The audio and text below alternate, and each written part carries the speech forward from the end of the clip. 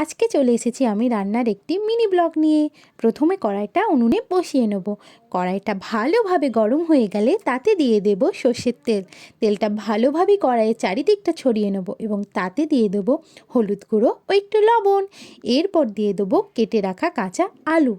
আলুগুলো ভালোভাবে golden fry করে নিতে হবে। দেখেছো আলুগুলো কি সুন্দর গোল্ডেন ফ্রাই হয়ে গেছে। এরপর আলুগুলো একটা পাত্রে তুলে নেব। এরপর কড়াইতে দিয়ে দেবো একটু সর্ষের তেল, তার মধ্যে দেবো দুটো শুকনো লঙ্কা, দুটো তেজপাতা ও একটু জিরে ফোড়ন।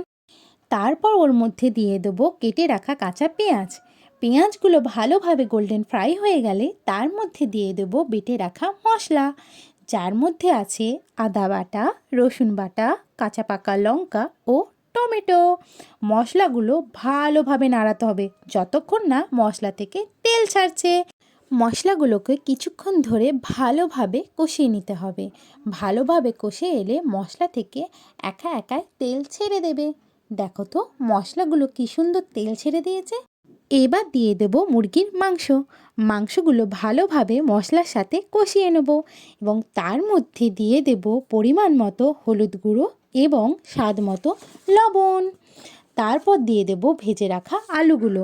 এবার ভালোভাবে মাংসগুলো কষিয়ে তার মধ্যে দিয়ে দেব আগে থেকে গরম করে রাখা জল। তারপর মাংসটা কিছুক্ষণ ঢাকনা দিয়ে ভালোভাবে ফুটিয়ে নেব। তারপর ভালোভাবে ফুটে গেলে তার মধ্যে দিয়ে দেবো স্বাদ অনুযায়ী লবণ, দিয়ে দেবো জিরে গুঁড়ো, ধনে গুঁড়ো ও গোলমরিচ গুঁড়ো।